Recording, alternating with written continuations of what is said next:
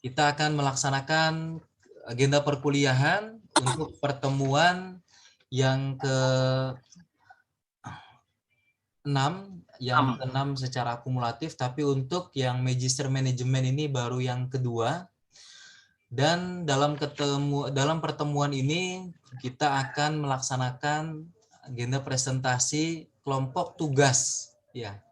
Yang sebelumnya sudah diinformasikan pada seluruh mahasiswa dan semuanya sudah mendapatkan tugas kelompok. Di sini ada 11 kelompok yang sudah dibuatkan. Silakan Bapak Ibu yang belum mendapatkan kelompok mohon dikonfirmasi ya. Nah, kami sudah memberikan informasi surat ini melalui grup. Ada 11 kelompok untuk Magister Manajemen dan untuk perkuliahan MSDM. Dan ini pertemuan pertama untuk presentasi hari Minggu tanggal 17 April ya. Ada beberapa indikator penilaian yang dilakukan oleh dosen pengampu ya dalam presentasi ini. Mohon diperhatikan pada masing-masing kelompok. Indikator penilaian dan tingkat keberhasilan dalam mengerjakan tugas meliputi kemampuan menjelaskan dan mempresentasikan materi dengan baik, kemampuan menganalisis dan memahami isi materi dengan tepat, ketepatan menjelaskan materi dan kelengkapan sumber referensi, penilaian secara autentik meliputi penilaian sikap, keterampilan dan pengetahuan, kemudian kemampuan melakukan komunikasi yang interaktif pada diskusi kelompok, dan yang terakhir adalah ketepatan dan kesesuaian dalam penyusunan materi tugas dalam bentuk Word ya. Di Bapak Ibu nanti ada tugasnya ya dikumpulkan dalam bentuk Word, artinya untuk laporan makalahnya itu, dan satu lagi nanti dalam bentuk slide presentasi.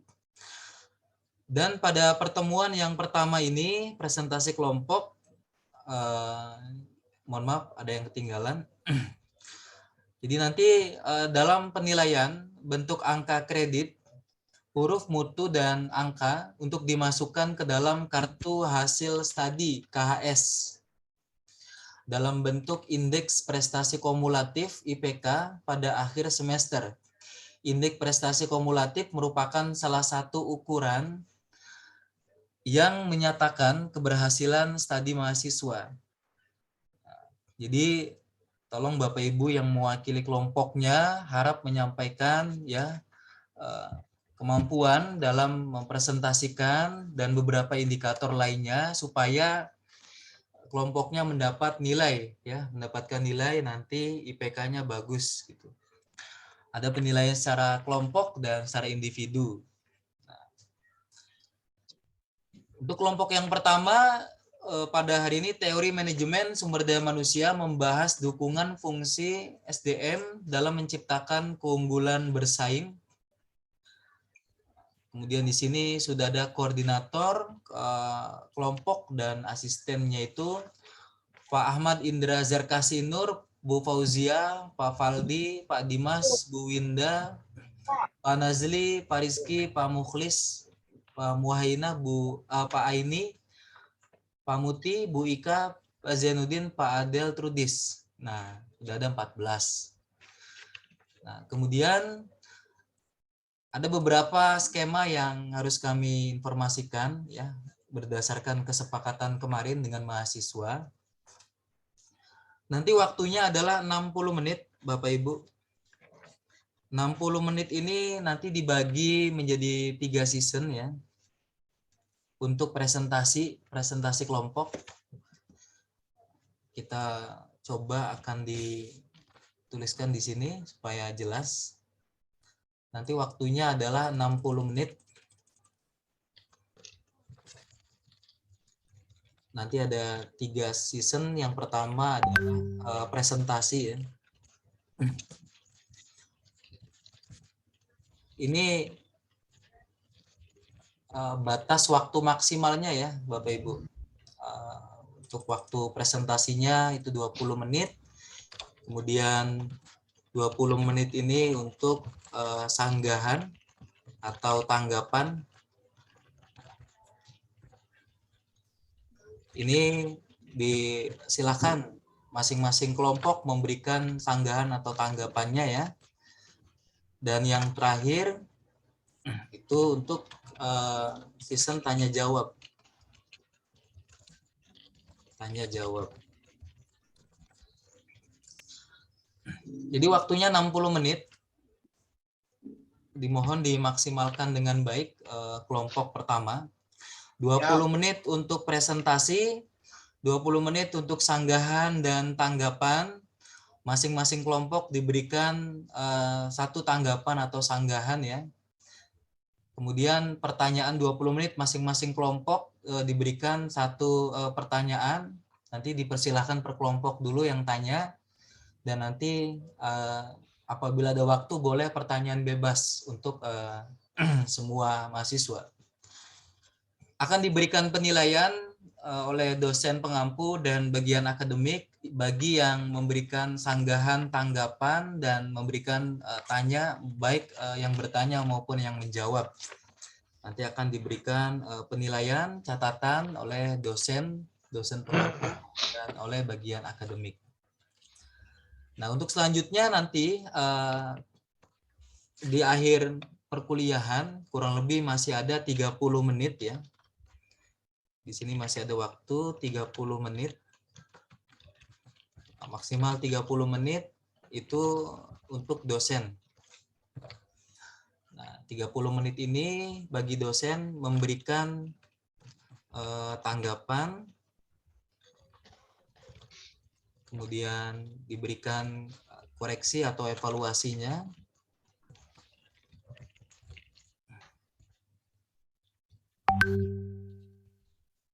Kemudian yang terakhir nanti diberikan penilaian.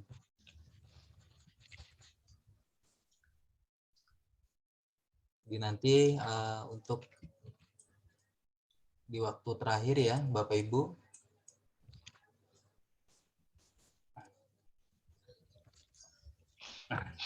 Kita akan memanfaatkan waktu kurang lebih 90 menit atau 1 jam setengah ke depan sampai pukul setengah 6 ya, setengah 6 kurang.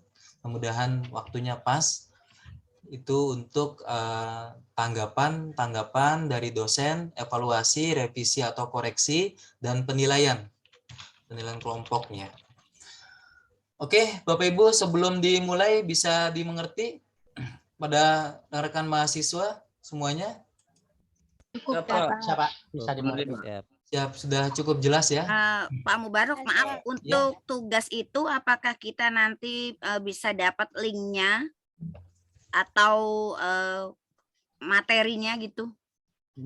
Baik, berarti dari tiap-tiap kelompok maksudnya, Pak? Tiap kelompok ya.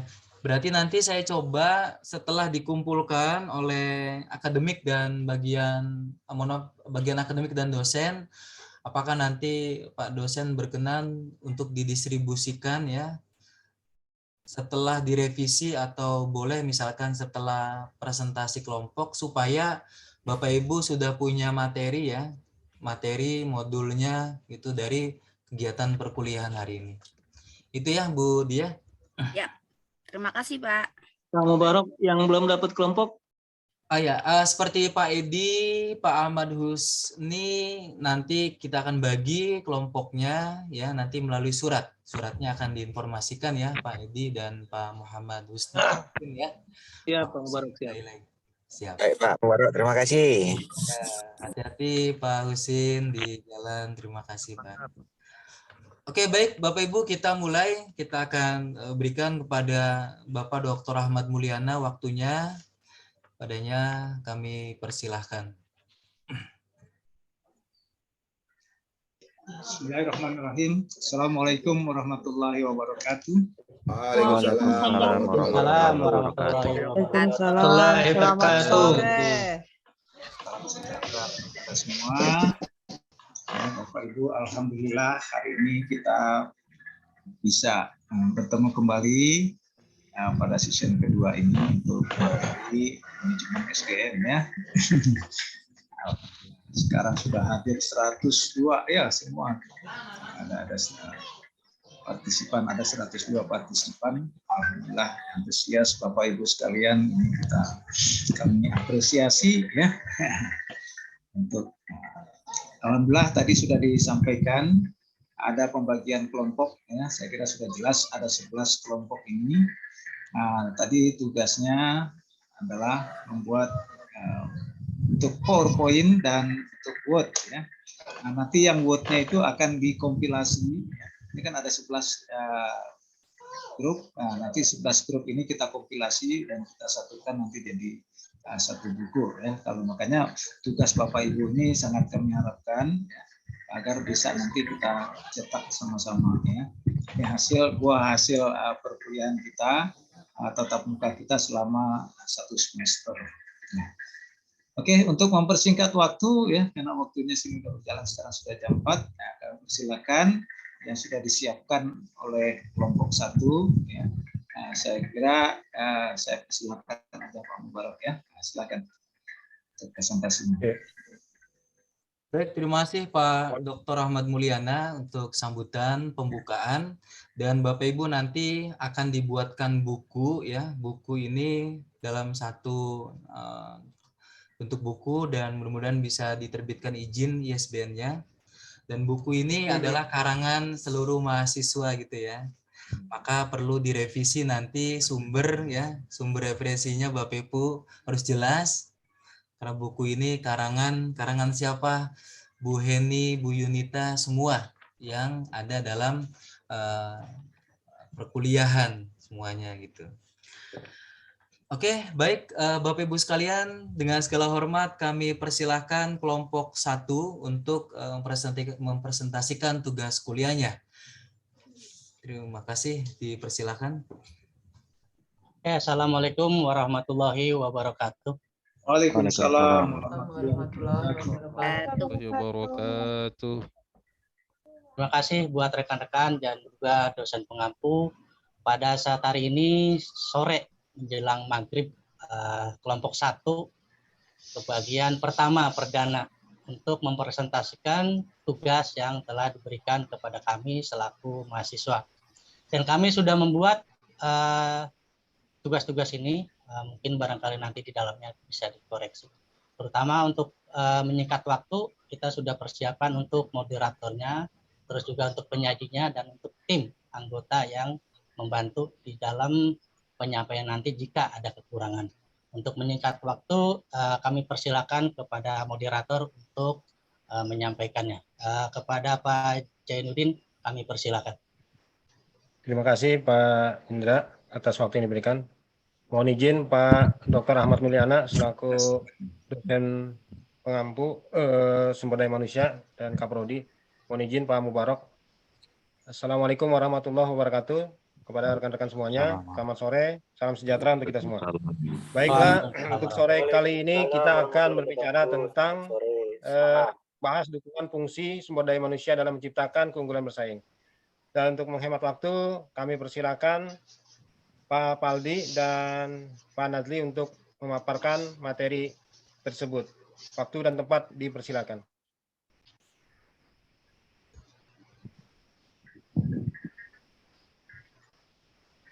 Baik. Izin share screen dulu.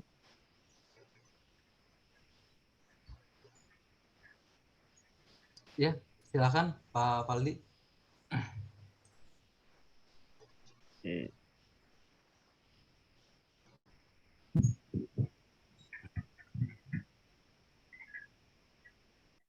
Baik, bismillahirrahmanirrahim. Assalamualaikum warahmatullahi wabarakatuh. Waalaikumsalam warahmatullahi wabarakatuh. Waalaikumsalam warahmatullahi wabarakatuh. Waalaikumsalam.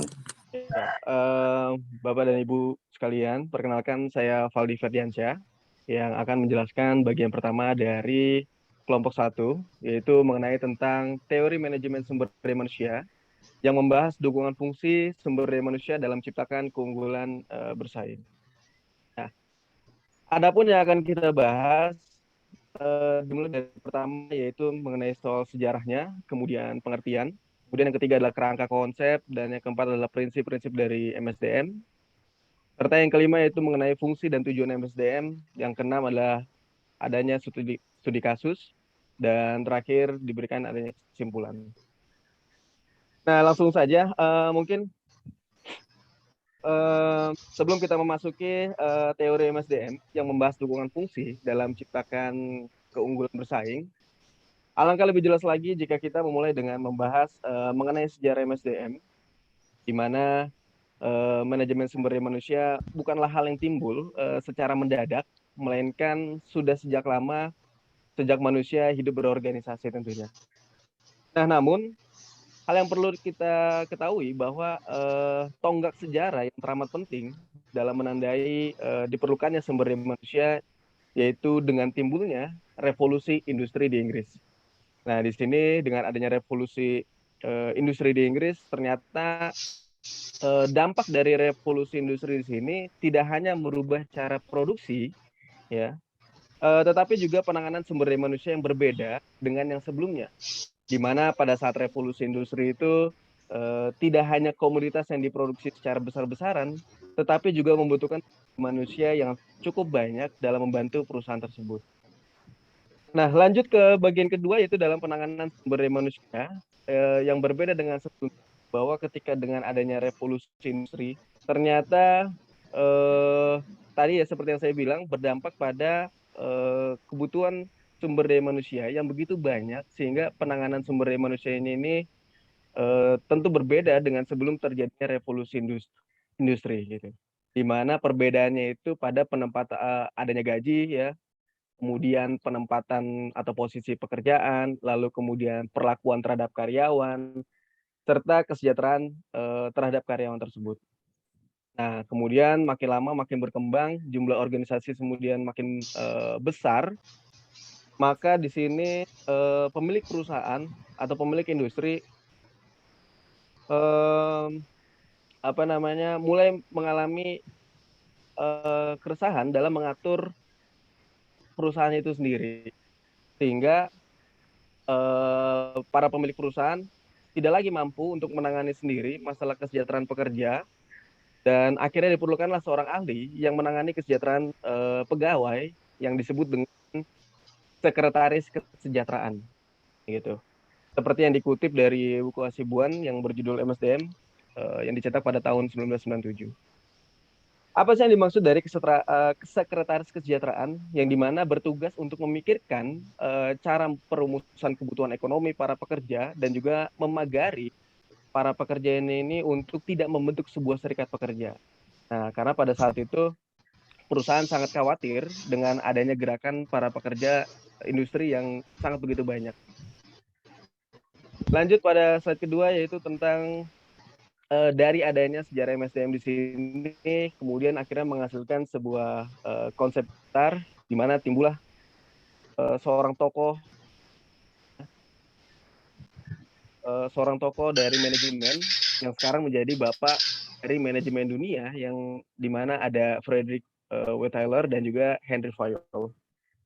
Ini Taylor melihat gerakan manajemen ilmiah itu sebagai usaha dalam meningkatkan efisiensi dan juga produktivitas dalam suatu perusahaan. Sedangkan Henry Fayol sendiri, dia lebih memfokuskan pada peningkatan kemampuan memecahkan masalah manajerial, seperti halnya kayak memperhatikan pekerjaannya untuk menaikkan produktivitas kerjanya tentunya, seperti itu. Nah, selanjutnya pengertian dari manajemen sumber daya manusia, yang dimana bisa kita lihat sendiri bahwa manajemen sumber daya manusia adalah sebuah proses merencanakan, mengorganisasi, memimpin, dan juga mengendalikan seluruh kegiatan pengadaan tenaga kerja, pengembangan karyawan, pemberian kompensasi, pemeliharaan karyawan, bahkan pemutusan hubungan kerja berdasarkan ketentuan perundang-undangan yang berlaku untuk mencapai sasaran dan tujuan individu karyawan. Lebih lanjut lagi, salah satu sumber dan juga keunggulan kompetitif yang dapat membangun kompetensi organisasi dalam usaha pencapaian yang akan dicapai, di sini jika kita melihat mengutip dari Rifai tahun 2005, keberadaan manajemen sumber daya manusia itu sangatlah penting bagi perusahaan, di mana MSDM sendiri berguna dalam mengelola, mengatur, serta mengurus yang ada di dalam suatu perusahaan itu sendiri, terutama pada bagian sumber daya manusia. Adapun konsep dasar dari MSDM, di sini jika kita melihat definisi dari manajemen sumber daya manusia, di mana perencanaan, pengorganisasian, penggerakan, dan juga pengawasan atas pengadaan, pengembangan, kompensasi, pengintegrasian, pemeliharaan, serta pemutusan hubungan kerja, di sini berguna untuk mencapai tujuan organisasi perusahaan secara terpadu tentunya. Nah, ngomongin soal teori dari MSDM, bahwa jika saya membaca bukunya, ternyata MSDM sendiri tidak memiliki teori yang pasti, akan tetapi MSDM di sini berdiri secara implisit dari beragam teori pendukung. Oleh karena itu, di belakang MSDM dapat kita jumpai berbagai disiplin ilmu seperti ekonomi manajemen, kemudian psikologi, hukum, sosial, sejarah, serta hubungan industrial. Nah, adapun juga kerangka kerja teori dari MSDM yang mana dikutip dari Goes di tahun 1987,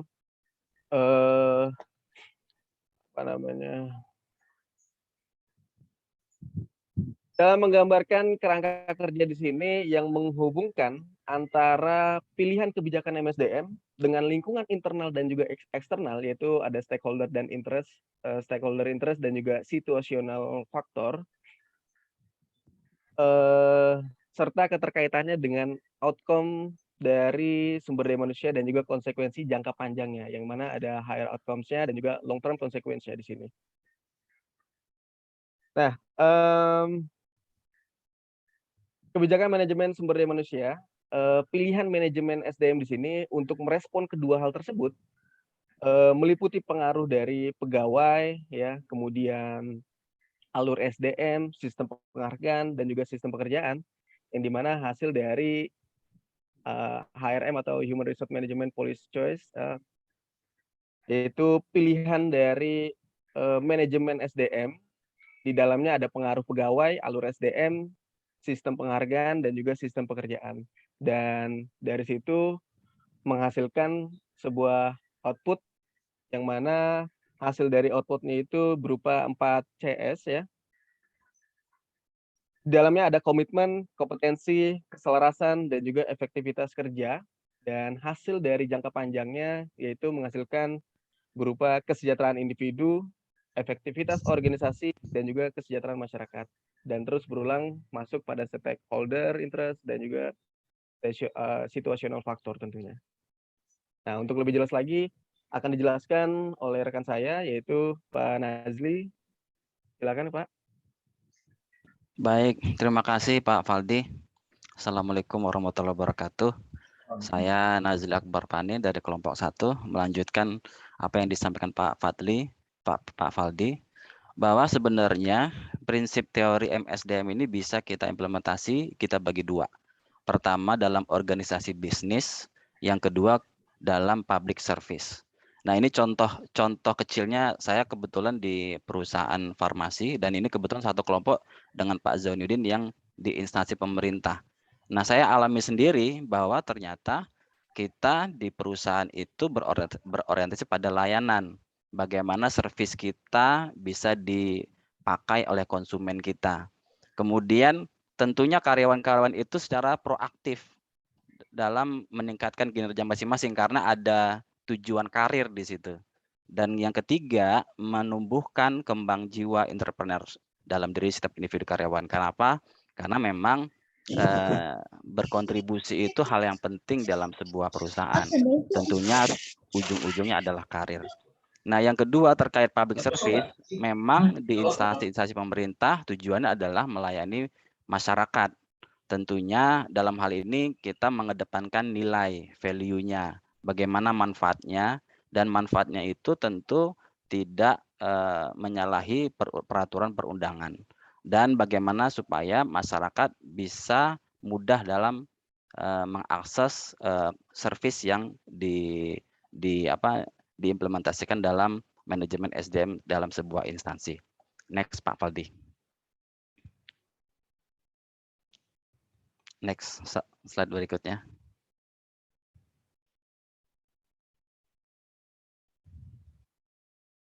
Ya, baik Bapak Ibu yang kami hormati.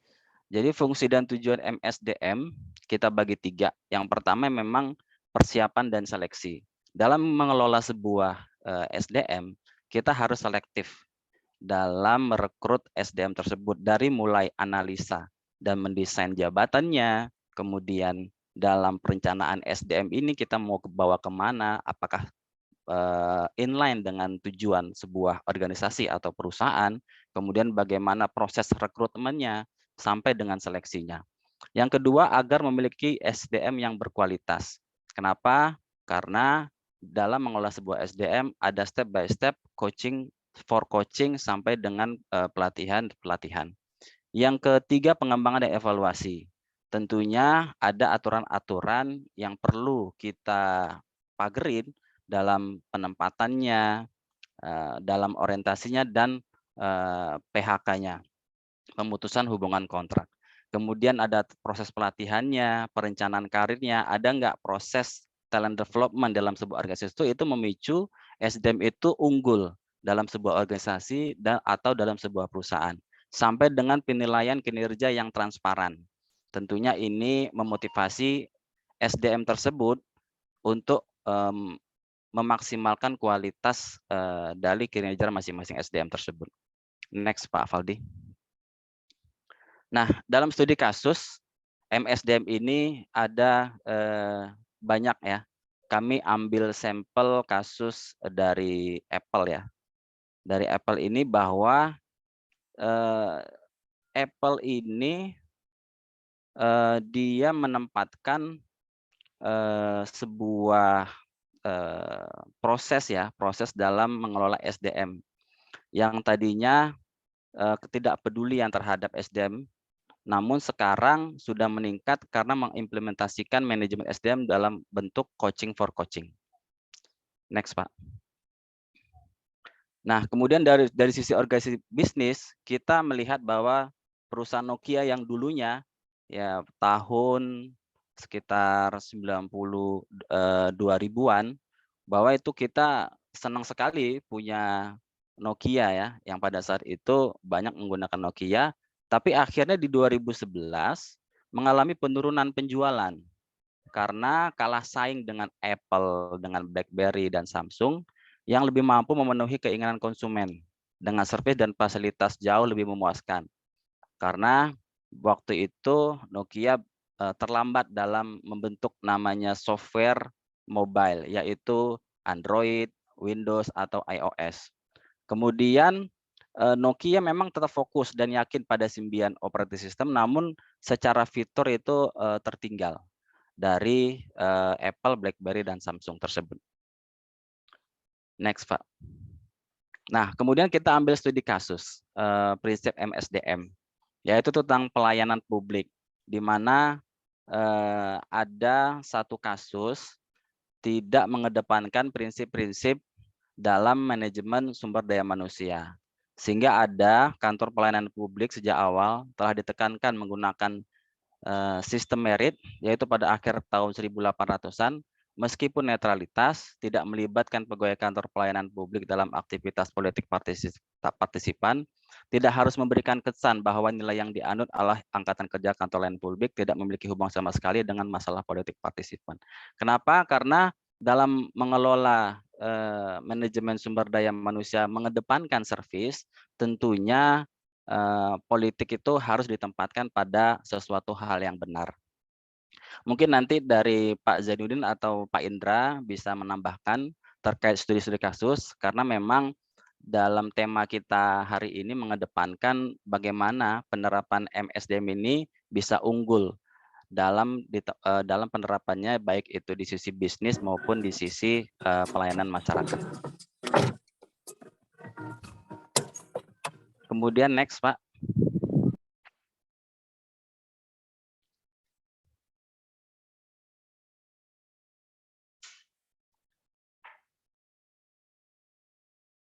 Nah, terakhir kesimpulannya bahwa dalam penerapan manajemen sumber daya manusia, ya ditekankan bahwa untuk yang organisasi bisnis, tentunya nanti di bawahnya mengedepankan cost efisiensi, atau kalau kita sering familiar namanya cost leadership. Dan ada perbedaan scale sehingga nanti di perusahaan itu jika diterapkan MSDM yang baik dan benar, akan tumbuh nanti jiwa entrepreneur pada karyawannya. Maka nggak heran kalau misalnya yang udah pensiun di sebuah perusahaan dia masih bisa tetap hidup karena masih bisa karena punya jiwa entrepreneur. Kemudian di sebuah organisasi bisnis yang mengedepankan MSDM, tentunya nanti dia akan otomatis kreativitasnya akan timbul. Kemudian keahliannya dan keterampilannya akan timbul, dan memang tentunya ini akan berimpact kepada adanya resiko. Tapi resiko itu bukan berarti dijauhi, tapi ada bagian-bagian yang harus kita ambil demi tujuan sebuah perusahaan atau goal dari sebuah perusahaan tersebut. Nah, yang kedua terkait pelayanan publik.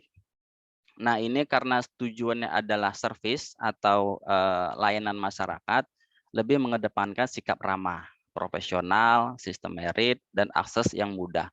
Dan ini tentunya dituntut dalam tujuan MSDM ini adalah bagaimana memberikan inovasi. Ya, inovasinya tentunya bisa bertujuan peningkatan dalam pelayanan. Saya kira itu Bapak Ibu, Pak Dosen, Pak Mubarok, penyampaian materi di kelompok 1 mudah-mudahan bisa bermanfaat dan kita membuka diskusi. Di sini ada Pak Indra, ada Pak Zainuddin, dan ada 14 orang yang siap untuk berdiskusi atau bertukar pikiran. Terima kasih. Assalamualaikum warahmatullahi wabarakatuh. Waalaikumsalam. Terima kasih atas Waalaikumsalam warahmatullahi wabarakatuh. Terima kasih atas waktu yang telah dipaparkan oleh Pak Faldi dan Pak Nadri. Ada sedikit yang mau saya garis bawahi ya terkait dengan apa yang tadi disampaikan oleh Pak Faldi ya terkait dengan kerangka kerja teori MSDM ya. Cuma di sini kalau HR outcome itu human research-nya masukkan human research-nya gitu. Jadi setelah adanya pilihan kebijakan itu nanti akan menimbulkan dampak terhadap komitmen pekerja, jiwa kompetensinya, dan kongruent cost gitu ya. Nilai dari harga itu dan efektivitas gitu. Jadi sistem kerjanya bertambah efektivitas setelah ada kebijakan dari HRM policy choice tadi. Nah itu saja yang akan saya tanggapin. Kemudian pada rekan-rekan ibu-ibu dan bapak-bapak terkait dengan materi ini, apakah ada yang mau ditanyakan? Silakan. Izin bertanya boleh? Izin bertanya. Oh ya, silakan Pak Ananda dulu. Oh ya. Izin bertanya, Pak. Mohon izin tanggapi. Bapak Ibu. Antri ya, satu-satu. Moderatornya itu siapa, Pak? Kelompok 1. Saya Pak Zainuddin, Pak. Oh, baik. Bisa dibagi kelompok aja perwakilan, Pak. Pak Zainuddin, mohon izin sebelum sesi tanya jawab, kita akan ke sesi tanggapan dulu, Pak. Tanggapan atau ada yang ingin berikan sanggahan atau tanggapan lain, silakan dari masing-masing kelompok atau yang raise hand. Ya, biar lebih betul. Sesuai dengan petunjuk yang sudah kami jelaskan. Baru setelah ini masuk ke sesi tanya jawab. Demikian Pak Zainuddin. Terima kasih Pak. Biar lebih tertib. Terima kasih. Terima kasih Pak Mubarak. Ya, silakan pada rekan-rekan untuk menanggapinya. Baik. Saya mau masukin tanggapan sama masukan bisa. Izin menanggapi Pak, ya, boleh? Satu dulu Pak. Saya dari kelompok 2. Ya, kelompok 2 dulu, kelompok 2. Ya. Assalamualaikum warahmatullahi wabarakatuh. Terima kasih atas kesempatannya kepada kelompok 1. Saya Oi Ardiana dari kelompok 2. Dari secara keseluruhan presentasi yang diberikan yang disajikan oleh kelompok 1 itu sangat menarik bagi saya sendiri gitu ya. Terutama dalam hal yang menariknya itu di dalam hal sumber daya manusia dengan menggunakan teknik daripada teknik coaching gitu. Di mana salah satu daripada keunggulan atau aset daripada sumber daya manusia itu, salah satu contohnya di sekolah itu adalah kepala sekolah atau manajer, di mana seorang manajer itu harus menerapkan salah satu teknik daripada yang namanya coaching. Nah, dari apa yang disajikan dari presentasi tersebut, betul saya menarik dalam hal ini istilahnya ada kesinambungan dalam program yang yang dikeluarkan oleh Kemendikbud, yaitu tentang program guru pembelajar dengan yang ada sekarang ini, yang disajikan sekarang ini. Jadi saya betul-betul sangat tertarik dari presentasi yang telah disajikan dari kelompok 1 ini. Terima kasih. Ya, terima kasih ya Pak Oyo atas masukannya dan tanggapannya. Selanjutnya kelompok 3. Kelompok 10. Kalau nggak ada kelompok 10. Ya. 3 dulu urut kalau ada Pak. 3 aja dulu. Kalau ada 3. Diurut aja Pak. Kelompok 3. Kelompok 3 ada? Ya, Pak Johnson Sagala. Oh ya, silakan Pak Johnson. Saya ini kan mengenai kelompok 1, ada satu tambahan yang perlu kita ini kan untuk meningkatkan untuk persaingan di SDM. Ya, ada beberapa yang perlu diperhatikan supaya bisa kita bersaing dan bisa kita dalam perusahaan kita. Itu yang pertama itu perlu kita perhatikan, di situ kita buat di dalam SDM ini suatu keselamatan kerja itu ya. Itu yang paling utama kita buat. Jadi ada beberapa, cuma sebagian aja kasih masukan supaya nanti di dalam kita mengambil suatu penyusunan atau di dalam pekerjaan kita nanti di masing-masing bisa kita selipkan. Kalau memang ini masuk nanti. Baru yang kedua, di sini suatu merekrut karyawan ini secara selektif ya. Bisa kita ini kan. Yang ketiga mengenai upah. Jadi upah ini juga kita berikan secara untuk dalam promosi kita upah yang tinggi kita berikan supaya bisa kita nanti di dalam bersaing di dalam pengambilan tenaga kerja. Baru yang ketiga yaitu pengolahan tim secara benar ya, supaya bisa kita nanti di situ juga. Yang keempat ini perlu juga kita buat suatu simbol kesamaan derajat di semua tenaga kerja. Baru yang kelima itu suatu hal mengurangi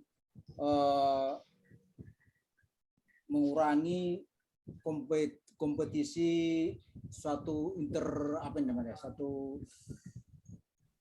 interpersonal pekerja. Jadi di dalam SDM ini perlu kita buat ini supaya di mana nanti dalam persaingan kita ini di dalam perusahaan, karena dilihat dari kemajuan dan dilihat dari perusahaan ini adalah dari sistem manajemen di dalam perusahaan itu bagaimana, strukturnya seperti apa, apakah tadi saya katakan tadi mengenai upah itu ada perbedaan, karena ada juga beberapa perusahaan yang membuat ini kurang di dalam mengapakan skala pengupahan ini, apalagi sekarang undang-undang cipta kerja ini diwajibkan semua perusahaan membuat satu skala upah dengan pekerjaan. Jadi ini yang sangat masukan yang saya kasih masukan kepada kelompok 1 supaya ini bisa dimasukkan, karena tadi saya lihat apakah belum saya baca di Word-nya, karena kalau di PowerPoint ini mungkin sebagian ya sebagai kesimpulan dibuatnya ya. Jadi ini bisa perlu dibuat satu masukan. Terima kasih. Itu aja Pak. Terima kasih Pak Johnson atas masukannya dan tanggapannya. Selanjutnya kelompok 4. Saya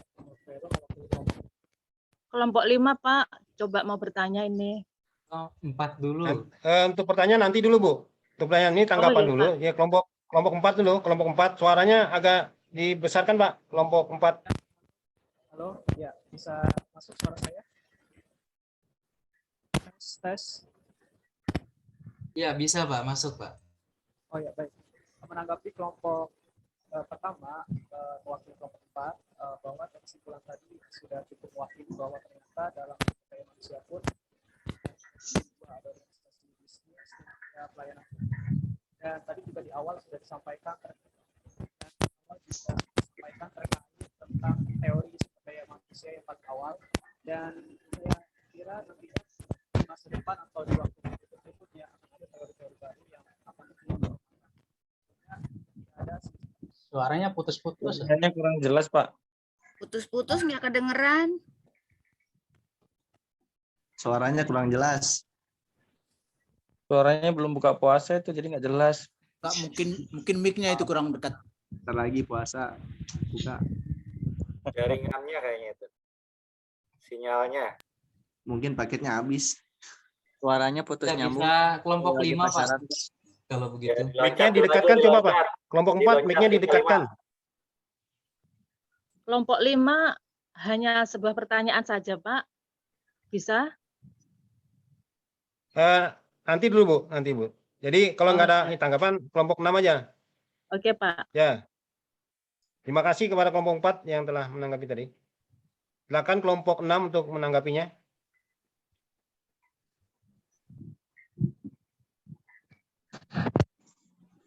Ada tanggapan dari kelompok 6?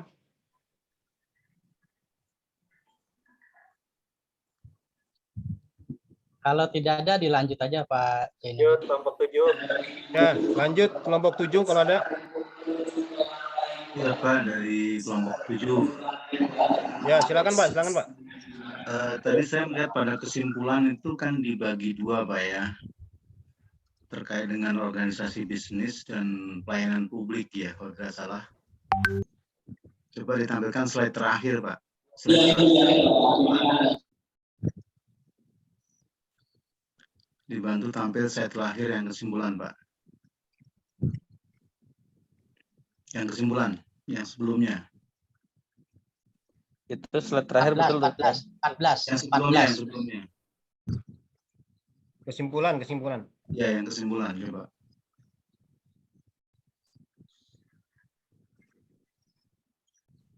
Ya, yang kesimpulan. Nah, itu dia. Ya. Itu kan ada di kesimpulan, ada pelayanan publik, ada yang organisasi bisnis.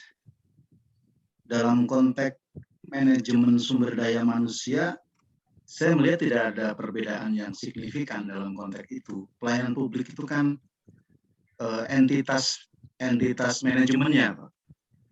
Organisasi bisnis juga sama entitas manajemennya. Jadi kalau soal MSDM, saya kira tidak ada yang harus dibedakan antara pelayanan publik maupun organisasi bisnis. Kalau outputnya barangkali atau nilai dasar dari SDM yang dikedepankan itu mungkin berbeda karena memang sasaran objek manajemennya berbeda. Jadi kalau dari sisi kesimpulan saya melihat manajemen sumber daya manusia itu dalam organisasi apapun, baik yang berorientasi pelayanan publik maupun orientasi bisnis pasti akan ada kesamaan yang sangat banyak, tapi kalau output orangnya, personelnya, yang saya setuju dengan yang terakhir itu banyak pernyataan di atas segala dengan menumbuhkan sumber daya manusia, nah, itu saya setuju. Memang kalau dibedakan dalam konteks MSDM antara pelayanan publik dengan organisasi bisnis itu tidak banyak perbedaan karena memang sama-sama mengelola orang, mengelola SDM di dalam satu organisasi gitu. Tapi tipikal atau ciri khas khusus dalam manajemen manajerialnya atau manajemen SDM-nya itu yang barangkali perlu lebih ditekankan lagi. Kira-kira apa perbedaan yang paling signifikan antara kedua organisasi ini, gitu, antara pelayanan publik dengan organisasi bisnis. Itu barangkali itu aja Pak untuk tanggapan dari kelompok 7. Terima kasih. Terima kasih Pak Imam atas tanggapannya terkait dengan kesimpulan dari kelompok 1 ini ya. Lanjut ke kelompok 8.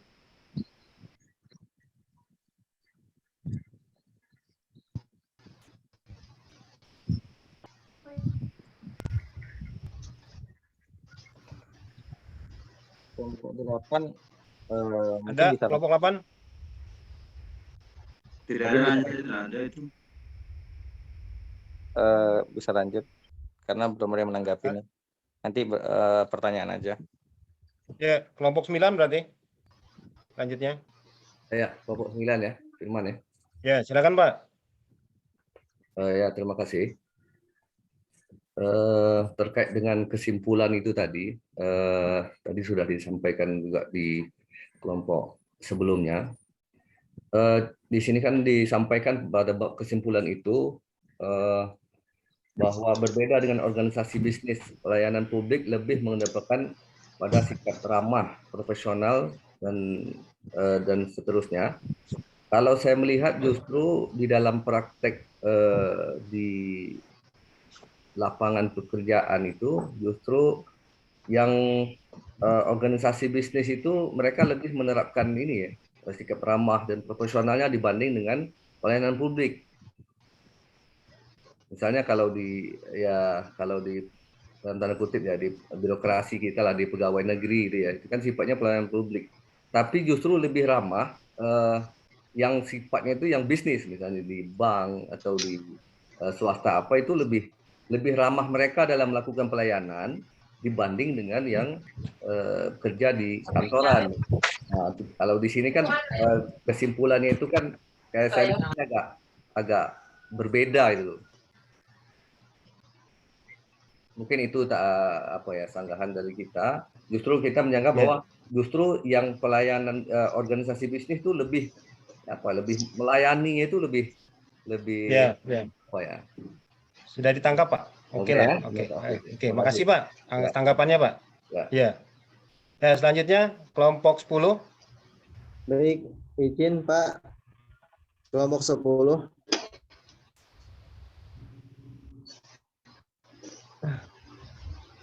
Assalamualaikum. Waalaikumsalam.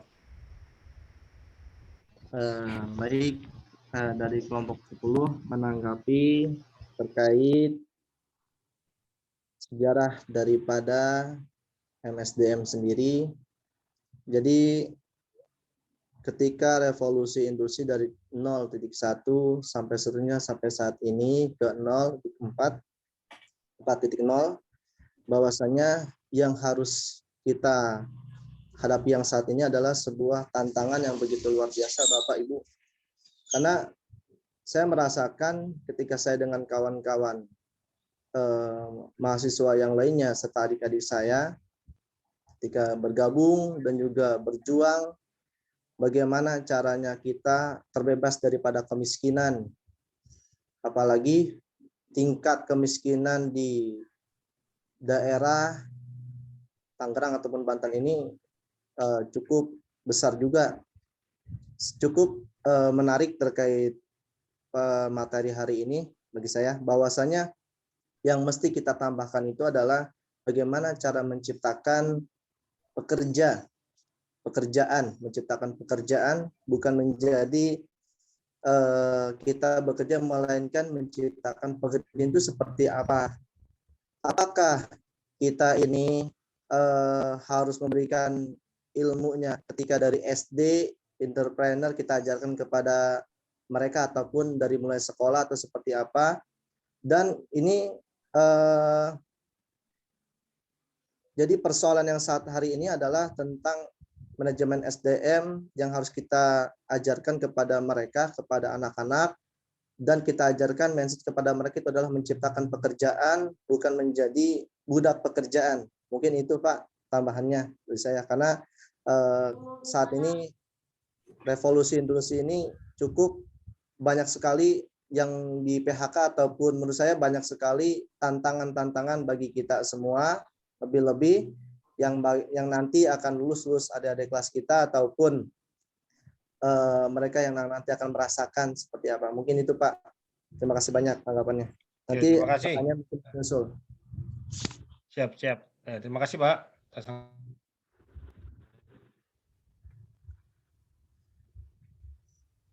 Kelompok 11 ada yang mau ditanggapin?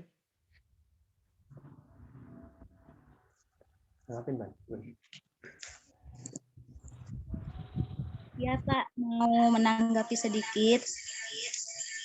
Di sini kan mengenai pengertian, fungsi dan tujuan ya terhadap MSDM. Nah, di sini saya mau menggarisbawahi aja bahwasannya tadi teorinya sudah bagus. Hanya saja di sini ada beberapa yang seharusnya bagaimana sih menciptakan keunggulan bersaing dalam dunia pekerjaan. Nah, itu harusnya lebih kepada Nur Azizah, mohon izin, Bapak Ibu suaranya itu enggak? Ya, dengung nggak apa namanya? Berdenging, Iya, Pak. dengung. Ya, bisa diulang, Bu Nur. Kalau di sini jelas saja, Pak. Kamu Barak kalau di jelas ya. Mungkin pakai dua handphone sama laptop itu kayaknya. Oh, berdengung ya, Pak? Iya. Iya, pakai dua ya. Oh iya. Ini ya Pak, mohon diulang lagi bahwasanya di sini saya setuju tadi sudah pemaparannya sudah bagus. Hanya saja di sini ada beberapa yang ingin saya ini aja ya Pak, ingin digarisbawahi dalam menciptakan keunggulan bersaing. Kan dalam sekarang itu dunia sekarang itu bahwasanya semua SDM itu sudah banyak dikelola sama orang luar gitu ya, mengelola dan mengambilnya gitu. Nah, di situ harusnya tadi itu sudah bagus, hanya saja untuk penambahan dalam materinya lebih kepada menciptakan keunggulan bersaingnya seperti apa, seperti itu aja sih Pak. Kalau secara keseluruhannya sudah bagus, mungkin itu aja sih Pak. Terima kasih. Oke, terima kasih atas tanggapan Bu Nur Azizah. Mungkin selanjutnya, ya, kalau tidak ada lagi, sudah anggapan tidak ada lagi, ya kita lanjutkan ke sesi berikutnya, yaitu sesi pertanyaan. Ya. Silakan untuk sesi yang pertama ini 3 penanya dulu. Saya Izin bertanya, Pak. Izin bertanya. Ya, ya, yang pertama Pak Ananda, kedua Saya Pak tadi dari kelompok 5. Oh Dari ya, kelompok 7. Izin bertanya, Pak. ya, itu aja dulu kelompok Pak Ananda dulu sama kelompok 5 kelompok Bu Yulistio Eko nggak? Ya betul Pak. Ya, silakan, silakan Pak Ananda. Oke, terima kasih kepada Pak Zainuddin atas waktu dan kesempatan yang diberikan. By the way, suara saya kedengaran? Ya. Dengaran. Suaranya Terdengar jelas Pak. Lanjut. Oke. So thank you atas waktunya. Perkenalkan, nama saya Ananda Muhammad Nafi. Saya dari kelompok 8. Nah, ini sungguh sangat interest sekali materinya tentang saya sih mengambil kata kuncinya keunggulan bersaing. Nah, bicara tentang bersaing, anyway, kita tahu kita ada prinsip senioritas dan junioritas, ya, di mana ada senior dan ada junior. Indonesia masih mengedepankan senior dan junior. Kita tahu di dalam satu lingkup kerja, ya, di dalam satu lingkup kerja atau lingkup organisasi atau lingkup musyawarah atau lingkup warga, pasti akan ada namanya yang tua dan yang muda. Ya, di mana secara urgensi yang tua itu harus guidance atau memberikan kayak bimbingan atau memberikan arahan kepada yang muda. Nah, sebaliknya yang muda itu menerima arahan dari yang tua, kemudian mereka menyerap lalu istilahnya melakukan aksi yang menurut mereka itu baik. Nah, tetapi sayangnya adalah di Indonesia ini di dunia kerja, ya, ambil contoh di dunia kerja, senioritas itu justru jauh dari makna senioritas yang harusnya itu dilakukan, ya. Di mana senioritas di Indonesia itu menganggap kita paling tua, kalian harus tunduk. Ya, oke, kita tahu bahwa yang muda harus tunduk yang ketua. Tetapi kalau secara oligarki, secara aturan gitu, bahwa namanya senior itu harus tetap membimbing yang muda, bukan sok-sokan, bukan harus over diktator gitu loh kepada yang muda. Ya, seperti contoh kita bekerja di perusahaan A atau di kantor A. Ketika kita menjadi orang baru, kemudian kita akan digembleng, kita akan digodok di situ dengan posisi OJT, on job training dan segala macam. Yang itu kita harus berhadapan dengan supervisor, kita harus berhadapan dengan asisten manajer, kita harus berhadapan dengan manajer. Ya, yang harusnya mereka 3 tombak itu yang membimbing kita, tetapi malah justru berkata lain. Bahkan kita yang dicaci maki, kita yang dihina, kita yang direndahkan dan segala macam.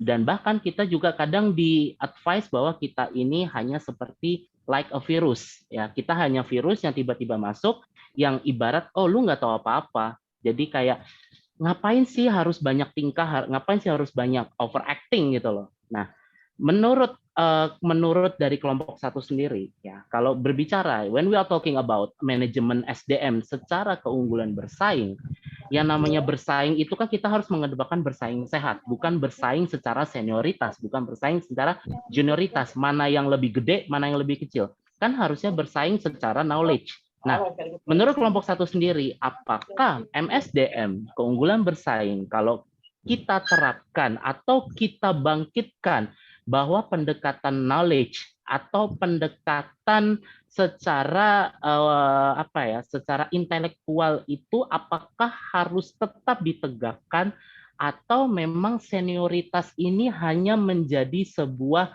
tolok ukur atau barometer, karena di Indonesia ini yang tua harus yang muda harus menurut yang tua harus siap menggodok yang muda, mau menggodok itu secara lowest atau secara medium atau secara higher atau secara tinggi. Terima kasih.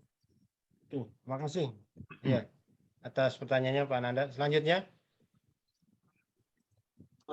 Bu Izin bertanya. Bentar, Pak. Izin bertanya dari. Iya Pak, pertanyaan dari kelompok 5 Pak ya. Ya, silakan. Kelompok 5. Iya, ini Pak yang saya tanyakan dari materi yang sudah Bapak paparkan kemarin, barusan, bahwa peran fungsi sumber daya manusia dan manajemen sumber daya manusia itu kan terbilang sangat penting, yakni menentukan faktor produksi, membangun serta mengembangkan perusahaan. Nah, pertanyaannya adalah bagaimana peran sumber daya manusia di dalam keberhasilan bisnis bagi suatu perusahaan. Itu saja Pak, pertanyaan dari saya. Terima kasih. Terima kasih Bu Epi. Ya. Selanjutnya, tadi Ibu tadi ada satu tadi. Izin bertanya Pak. Dari kelompok 7 Pak. Oh, Lea, Bu Yunita. Ya, oke, silakan Bu Yunita. Ini yang saya tanyakan begini kan, di dalam tujuan MSDM itu salah satunya memperbaiki kualitas sumber daya manusia ya. Nah, yang saya tanyakan begini, seperti hanya kita yang saat ini mengambil kuliah S2, berarti kan otomatis kita juga memperbaiki kualitas kerja kita.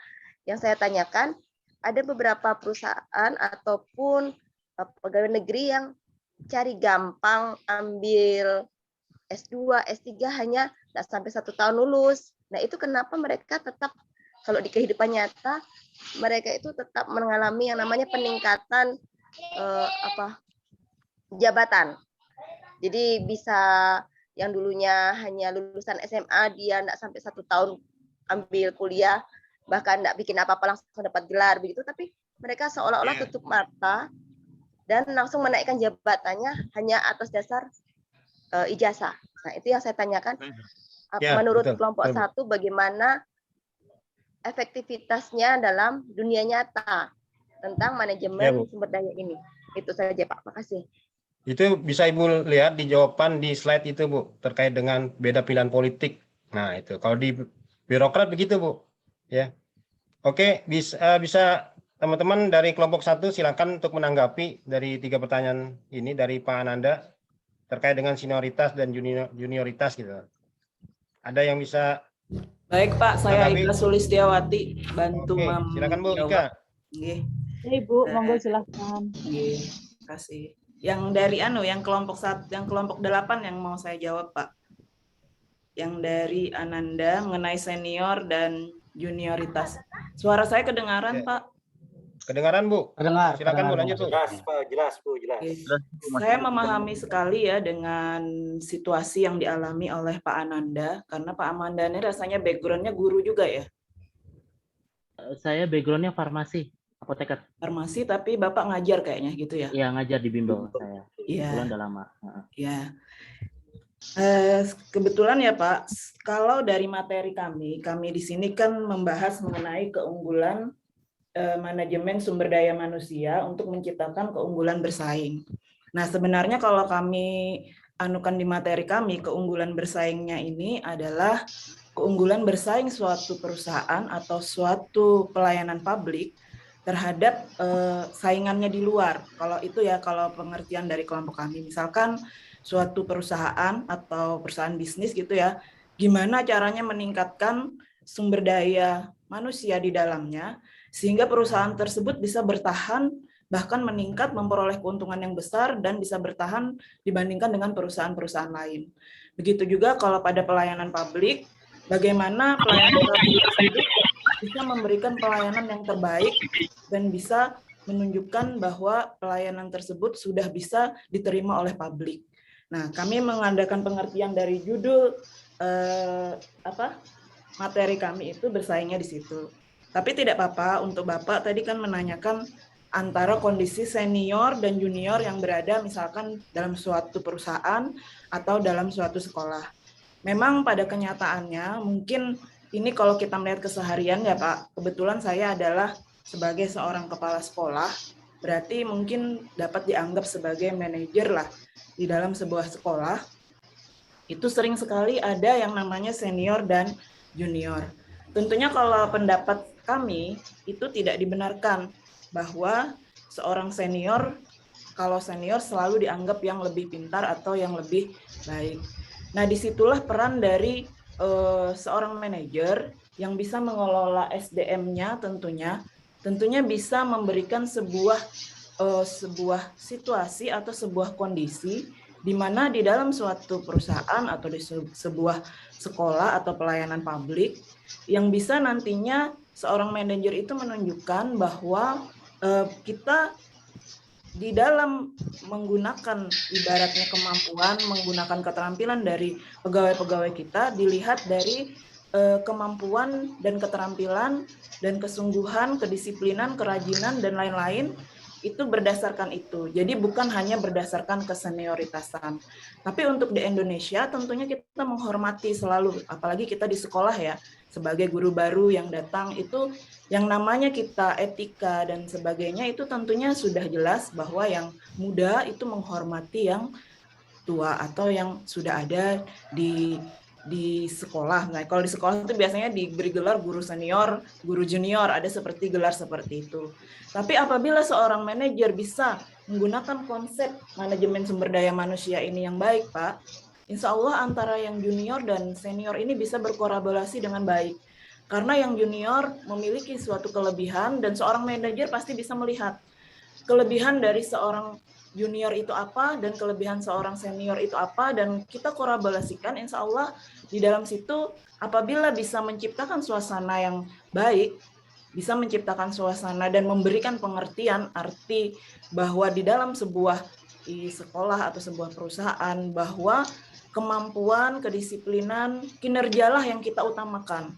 Nah, seperti itu mungkin dan tidak membuang konsep bahwa etika, sikap sosial dan lain-lain juga tetap karena kita orang Indonesia ya, tetap itu juga diutamakan untuk sebagai menciptakan suasana yang kondusif lah untuk sebuah perusahaan atau sebuah sekolah atau pelayanan publik.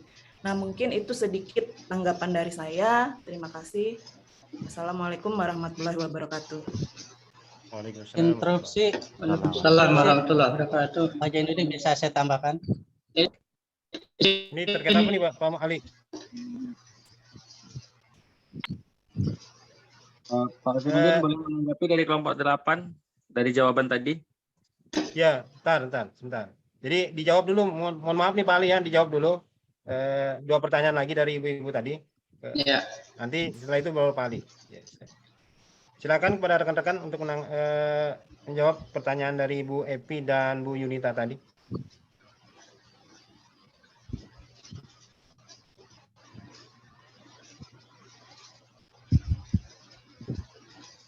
Izin Pak Zainuddin, saya tadi nangkep yang nomor 3 tadi tentang gimana secara prakteknya ada karyawan yang dapat gelar singkat ya, terus tiba-tiba langsung naik jabatan gitu ya. Nah, ini mudah-mudahan di sini nggak ada yang tersindir ya. Tapi saya pengen menanggapi bahwa secara teoritis fungsi dari manajemen sumber daya manusia adalah pengembangan dan evaluasi. Ya. Nah, di turunannya adalah perencanaan karir. Nah, ketika misal ada promosi jabatan, idealnya harus ada fit and proper test.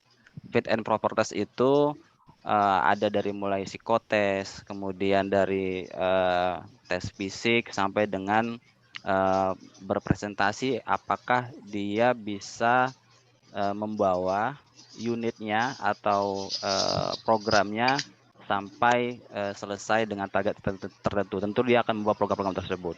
Nah, jadi untuk supaya dia kuliahnya. Halo? Ya, jadi secara teoritis itu harusnya ada pengembangan evaluasi dan perencanaan karir. Nah, kalau misalnya secara prakteknya adalah Lagi kemarin Pak, nggak dengar suaranya Pak. halo, mohon bisa di mute. Umur itu. Anjas suaranya Pak Anjas. Tolong di mute host. Lagi healing. Justru yang negeri itu dicari itu nggak bisa itu. Nggak bisa jurusan. Mohon maaf, suaranya di mute dulu itu yang bocor. Lagi healing itu lagi Host tolong di mute. Iya, harga sembako naik, pertalite mau naik, Pak. Agama tuh nggak boleh ke. Iya. Harga sembako naik, Pak. Pertalite naik, Pak. Bentar lagi harga Kinder Joy naik, Pak. Ya, oke, baik. Sabar kan Anda, sabar. Bu ini pengen banget ngambil yang udah ketahuan terus dapat lagi UIN Padang ya, sama aja bohong UIN Padang. Pak Anjas tolong di mute, Pak Anjas. Tolong hostnya di mute. Pak Nanda, sabar. Dia udah daftar tapi nggak dapat UIN sini. Sabar, Pak. Harga Kinder Joy udah ditarik, Pak. Susah nyari Kinder Joy. Iya. Lanjut Pak Nadli. Lanjut Pak Nadli jawabnya. Ya. Oke, itu dilanjut ya. Pak Nadli. Tadi Ibu siapa tadi yang jawab yang Yunita, nanya tadi? Yunita, Pak. Bu Yunita ya. Dilanjut, Jadi Pak. ya, jadi pada intinya harus diterapkan fit and proper test, Bu. Ya, apakah salah satunya itu harus ada gelar dulu? Jadi kita jangan suujon dulu, bisa jadi dia mempunyai kompetensi. Cuman S2-nya belum ada, atau gelarnya belum ada gitu. Jadi tinggal dapat S2-nya atau gelarnya udah ada, dia langsung naik jabatan. Bisa jadi, Bu. Tapi secara idealnya saya bukan uzon Pak, maksud saya begini Pak, kan karena hal-hal kecurangan tertentu ada orang itu sudah istilahnya gelarnya dia cari susah payah sampai S3 bertahun-tahun begitu, tapi dia nggak bisa naik jabatan, malah yang baru-baru karena kan ada biasanya ada tulisan fresh graduation begitu, tanpa melihat dia lulusnya misalkan kayak yang seperti dibilang Pak. Jadi kemarin ya kalau bikin tesis bikin sendiri, jangan cuma bayar langsung ini begitu. Nah, yang saya soroti itu di praktik di lapangannya, Pak. Kebanyakan mereka yang sudah dengan jerih lelahnya mencari ilmu, mereka dikalahkan dengan beberapa orang yang hanya tinggal gampang, cari gampang seperti itu, Pak. Saya setuju dengan jawaban dari Bapak tadi, no? Iya. Bisa menambahkan? Silakan, Pak. Oke, terima kasih. Saya menambahkan aja. Kebetulan ini hampir terjadi ya di perusahaan saya seperti ini, tapi kami punya kantor kuat untuk mengantisipasi hal seperti itu, terutama untuk yang baru yang seolah-olah nanti dia akan menaik tingkat level jabatan yang lebih tinggi. Nah, di sini yang paling kuat dari kami, terutama perusahaan kami itu kantornya pertama dilihat juga dari bobot kerja dia, terutama untuk yang lebih dulu ya, walaupun pendidikannya low education atau kita anggap malah. Sementara fresh graduate itu biasanya rata-rata berpendidikan tinggi. Nah, di sini kami dari perusahaan kami, Bu, salah satu yang untuk mengkantor seperti itu, jangan sampai yang notabene si pekerja yang sudah experience-nya lama tapi kalah dengan si fresh grade. Nah, itu kita punya prosedur kuat, salah satunya kita lihat dari kinerja si yang sudah lama ini. Nah, itu jadi bahan pertimbangan kuat. Karena kalau itu tidak dikuatkan di dalam prosedur kita, di perusahaan saya terutama, secara otomatis tadi orang yang baru ini, yang notabene baru, tapi seolah-olah nanti jabatannya sudah langsung tinggi, walaupun mungkin pendidikannya lebih tinggi. Nah, yang kedua, dari perusahaan kami itu menerapkan sistem apabila ada supervisor kami atau karyawan kami yang notabene misalkan pendidikannya rendah, tapi supaya bisa mengikuti jenjang yang lebih tinggi, dari perusahaan kami adalah mensekolahkan atau mentraining atau memberikan training yang bersifat kompetensi, baik dari itu Kemenaker kami misalkan atau dari BNSP Badan Nasional Sertifikasi Profesi seperti itu. Nah, jadi dua ini saya rasa kalau kuat dari perusahaan untuk menjalankan itu semua, saya rasa akan aman.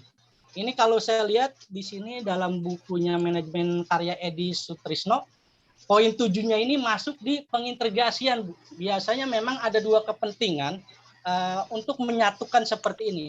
Tapi kalau sudah dua sifat tadi, cara tadi sudah dipegang dari perusahaan itu atau prosedur itu dijalankan, saya yakin tidak akan terjadi walaupun ada bahasa tadi ijazah yang singkat langsung jabatan singkat misalkan. Mungkin itu aja Pak Moderator, tanggapan dari saya dari kelompok 1. Terima kasih Pak. Ya, terima kasih Pak Ahmad. Selanjutnya untuk menanggapi pertanyaan dari Bu Epi tadi itu. Mungkin pertanyaannya Pak bisa ini diulang, bisa Pak jawab ya. Zainuddin. Ya, silakan Pak mungkin ini. pertanyaannya bisa diulang dulu Pak Zainuddin. Lupa tadi. Bu Epi tadi menanyakan bagaimana peran SDM gitu, menemukan peran SDM.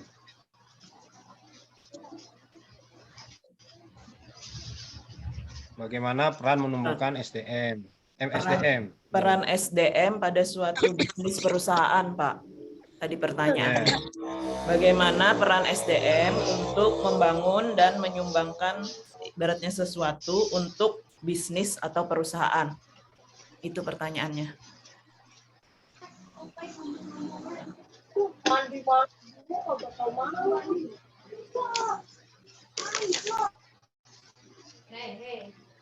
Siapa ini? Siapa yang mau jawab ini? Ayo Pak Tahu, Ya. sampean atau saya menyebutkan pertanyaannya aja. Sampean mau jawab atau saya atau yang lain? Ini kayaknya nih udah siap nih. Coba yang lain dulu lah. Saya masih mumet. Saya izin. Mas. Ya, Bu Muhaini. Muhaina. Ya, silakan Bu. Terima kasih Pak. Terdengar suara saya? Dengar. Alhamdulillah. Dengar, Bu. Baik, menanggapi pertanyaan dari Bu Epi kelompok 5 gitu ya. Bagaimana keberhasilan peran MSDM dalam perusahaan itu bisa dilihat kembali di slide fungsi dan tujuan dari MSDM yang sudah kita jabarkan tadi dari kelompok 1. Bagaimana begitu sangat pentingnya MSDM ini dalam perusahaan ataupun bisnis kita nantinya, seperti itu ya. Nah, jadi kenapa penting? Karena di dalam MSDM ini sudah dijelaskan tadi, di situ ada persiapan dan seleksi. Jadi itu di situ ada perencanaan SDM, rekrutmen ya, kemudian seleksi. Nah, kemudian tahap selanjutnya agar supaya memiliki SDM yang berkualitas. Nah, ketika suatu SDM itu sudah berkualitas, maka otomatis perusahaan atau bisnis yang kita jalankan akan berefek juga menjadi lebih baik, seperti itu. Nah, kemudian yang poin ketiganya yaitu mengembangkan dan evaluasi. Nah, jadi di situ nanti ada orientasi, penempatan sesuai dengan kapasitas yang dimiliki seseorang gitu ya. Kemudian sampai tahap PHK gitu. Jadi tidak sembarangan suatu perusahaan untuk mem-PHK karyawannya, seperti itu. Mungkin hanya itu Pak dari saya, bisa ditambahkan dengan beberapa ibu yang lain. Terima kasih. Oke, makasih. Terima kasih Bu Muhaina. Ada yang mau nambahkan atau?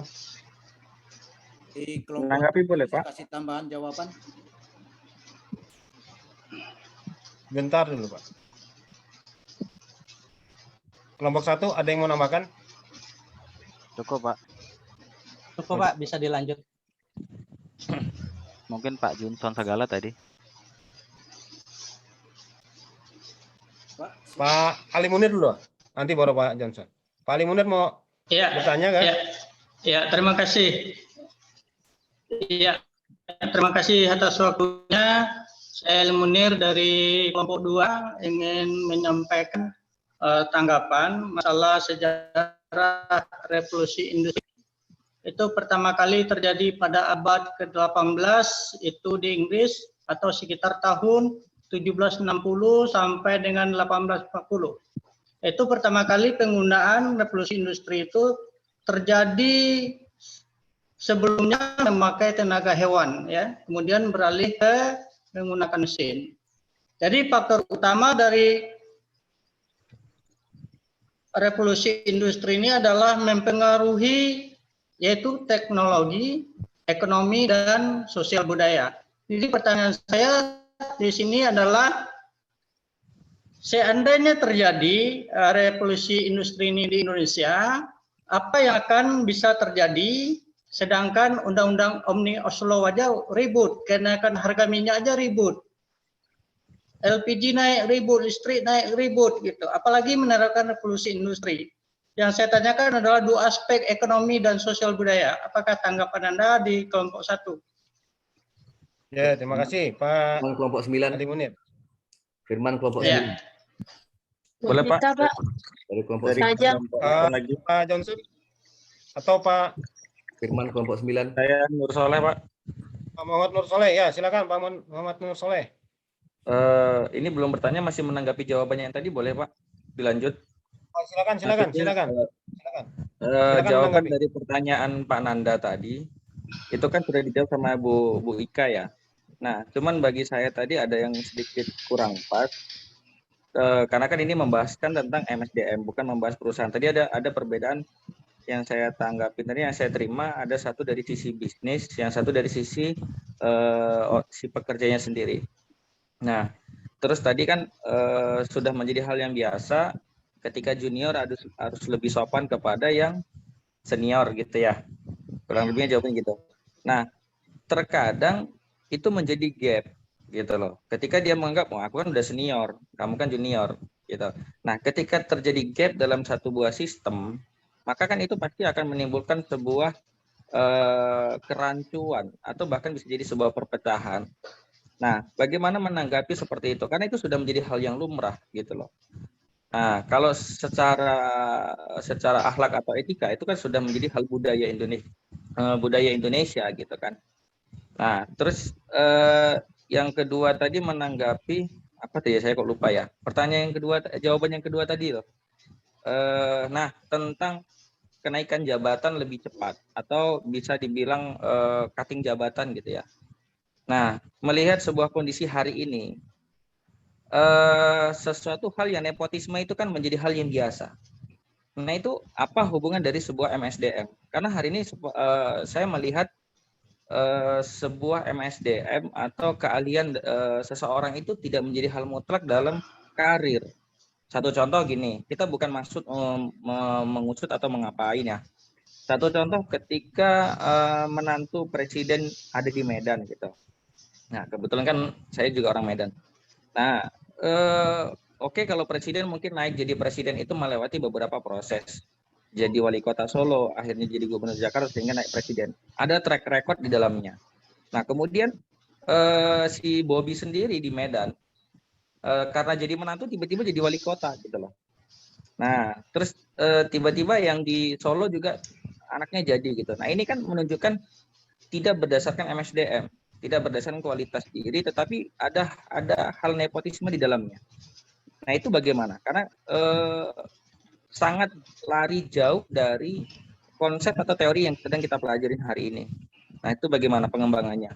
Baik, terima kasih kelompok 1. Oke, terima kasih. Saya tanggapin saja terkait dengan pertanyaan terakhir. Itu masalah like and dislike kalau di birokrasi, Mas Nur ya. Terkait dengan like and dislike, siapa yang lebih dekat ke dia dan siapa yang jauh gitu. Atau bahasa kasarnya kalau bahasa Kalimantan Utara itu, kalau bahasa Kalimantan Utara itu siapa yang dekat api lah. Kalau dekat api kan kecipratan panasnya nih. Nah, gitu. Nah, itu. Jadi dalam sistem politik kita memang ada kesalahan sebenarnya ya, di politik kita ada kesalahan. Karena ketua-ketua partai tidak berani mengajukan calon sendiri, tetapi mengajukan orang lain gitu kan, atau anak presiden ya. Ibaratnya cari muka lah di depan presiden. Nah, jadi terjadilah politik transaksional gitu. Berani bayar berapa kalau si A jadi wali kota gitu lah. Nah, seperti itu.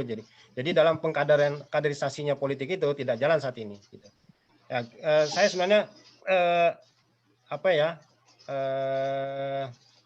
agak miris gitu lah. Apalagi saya mantan aktivis 98 tuh agak miris saya lihat saat ini ya, politik kita tuh hancur lebur gitu loh. Tidak dari rekrutmen yang benar gitu. Regenerasi pengkaderannya itu tidak jalan gitu loh. Jadi partai politik itu sebagai stempel saja gitu lah, sebagai stempel memperoleh uang. Nah, saat ini yang terjadi begitu. Jadi orang tuh saat ini masyarakat kita antipati terhadap partai politik. Jadi partai politik tidak menumbuhkan kesadaran dan kepemimpinan yang baik gitu loh. Tetapi malah menimbulkan kegaduhan dan siapa yang berani bayar gitu. Itu stempel. Nah, jadi untuk di birokrasi apa yang dikatakan oleh Bu Yunita tadi itu agak benar ya. Jadi untuk kita Bu, sistem merit Bu, di birokrasi itu sistem merit. Siapa yang nanti dilantik di eselon 4, di eselon 3 itu sampai situ saja. Kalau kan menuju ke eselon 2 itu ada tes asesmen gitu ya. Jadi tes asesmen itu ada rekam jejak, wawancara, makalah, kemudian kecakapannya dalam memimpin. Nah, itu sudah terekam. Jadi kalau misalnya ada yang dokter yang susah, belajarnya susah, dibalap dengan yang master yang cuma beli jasa gitu lah. Itu wajar. Ya, kalau di birokrasi itu bukan wajar sih. Cuma itu memang ada, saya katakan tadi like and dislike. Jadi siapa yang dekat bupati karena dia milih bupati ini atau milih wali kota atau gubernur ini, dia akan naik jabatannya gitu loh. Jadi sampai dengan eselon 3 saja, tapi untuk nyampe eselon 2 itu harus ada asesmen. Dan asesmen ini memerlukan rekam jejak yang akurat mulai dari staf eselon 4, eselon 3 gitu loh. Nah, itu. Kalau dia bisa ke eselon 2. Jadi ya memang kalau di daerah terutama di yang tidak jauh lah, mungkin kalau di Kaltarani ada lah beberapa daerah-daerah itu. Jadi anak-anak yang sudah golongan 3B, misalnya 3B baru nih Bu, itu bisa jadi kasih. Padahal kasih itu kan minimal itu 3C. Nah, dari kasih dia bisa jadi kasih, kemudian setahun dari kasih dia pangkatnya sudah berubah ke 3C. Nanti ke depan dia bisa dilantik menjadi PLT Kabid yang pangkatnya minimal itu 3D. Nah, jadi itulah sistem birokrasi kita yang carut marut hingga saat ini. Walaupun memang ada sistem merit, cuma itu tidak berlaku. Makanya kami garis bawahi pada kesimpulan tersebut. Makanya itu akan ada pembatasan situ antara yang bisnis dan pelayan publik gitu loh. Nah, itu. Makanya ada perbedaan. Gitu. Jadi kalau pelayan publik ini like and dislike dia. Ya mungkin itu saja. Ada yang menanggapi Pak Nuraini? Pak Nur? Pak Zainuddin, boleh lagi? Ya siap. Silakan lanjut. Nah, itu moderator kayaknya waktunya Pak moderator. Waktu sudah ya? Waktu. Oh ya, mohon izin ya. Mohon maaf. Pak Mubarak, mohon izin Pak Mubarak, waktunya gimana nih Pak Mubarak? Kayaknya sampai siap terawih ini terus nyambung nih. Jangan dong, kalau dispensasi. Bahas SDM tuh begitu.